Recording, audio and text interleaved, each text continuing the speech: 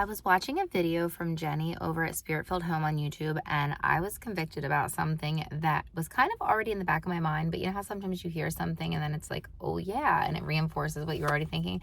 Well, Jenny was talking about obedience through consistency, and how if God has called us to something, but we're giving up simply because, we get discouraged, maybe the views aren't what we hoped, the metrics aren't what we hoped, or, we're not getting the response we were hoping to get, that is a lack of obedience to God. Because if this is something that He called us to and we're not pushing ahead and getting through it despite the resistance and the oppression and all that stuff, we're actually being disobedient. And I never really thought about that way. Like, I knew I wasn't consistent, and but hearing her say all this kind of like connected those things in my mind. And a lot of times it was like, I don't know, it was a lot of different things. And fear can actually disguise itself as a lot of things too. So that's interesting because, I think deep down, a lot of us, we have a fear of being seen, right? A fear of putting ourselves out there and sharing our opinions. Oh my gosh, what if we offend someone? What if someone thinks we're silly because we filmed this whole extravagant thing and we only got like 14 views, or like whatever? We have a lot of these fears, and a lot of times these fears masquerade themselves as things like imposter syndrome. So we're like, who am I? Who am I to make this video? Who am I to talk about this topic? Who am I to act like that girl, or whatever you want to call it? And then another thing with fear is like, we are scared that it is true fear. It's fear that we're going to invest all this time or whatever, our resources, our energy into creating these concepts, these videos, recording them, putting ourselves out there, chancing embarrassment, risking all this stuff, and it doesn't work, or it doesn't work, I should say. And I just came to the conclusion that like, it's not about the metrics. If it helps one person, if it touches one person, that might be what God put me here to do. And it's not always going to look like vanity metrics. It's not always going to look like that, the numbers that we think it should look like. Because, it goes back to that like what is it called? Non-paycheck value or something. It's like an NPV, I believe. And it's kind of like when you're dieting, right? And, you might be trying to drop some pounds or whatever you want to say. But it's not always about the number on the scale, is it? It's more about like, how do I feel? Do I feel better because I've been following this way of eating or exercising? Do my clothes fit better? Do I have more energy? Like, those are all like non-paycheck values that we can't measure by a number. We have to measure like by all these other metrics that matter way more.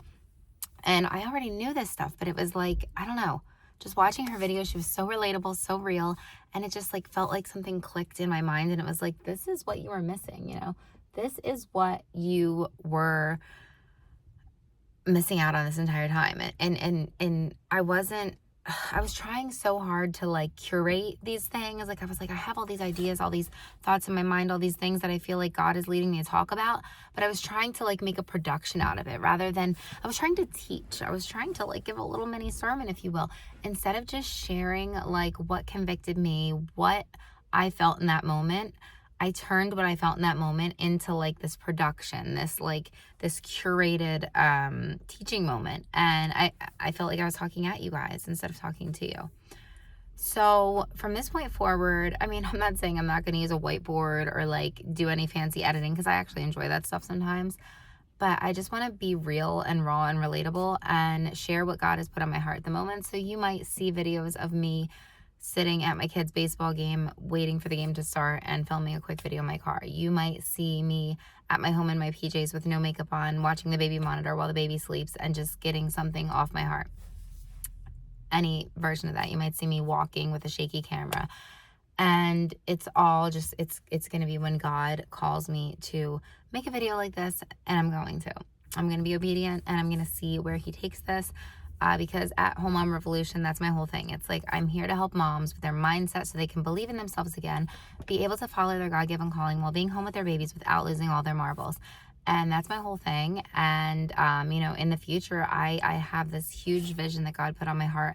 He actually gave me the blueprint for it too, to start this tiny home pregnancy resource community. And It's kind of like a very long, detailed thing, but like in a nutshell, we have a 40-foot school bus in our backyard. And I originally, when we got it, when we wanted to get it, I had wanted to live on it full time. And now it's kind of morphed into this, like, I want to explore the US for a year with my kids while they're still little, find our dream land, build our dream home, and start this tiny home pregnancy resource community. And it's going to be beautiful. And I get so excited when I think about it and talk about it. And then I get so discouraged sometimes because I'm like, if I know this is from God, because I prayed for him to take it from me, and I'm not that creative, so it has to be from God.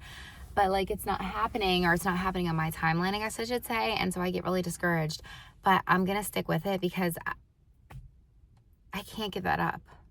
It's too important. So here I am.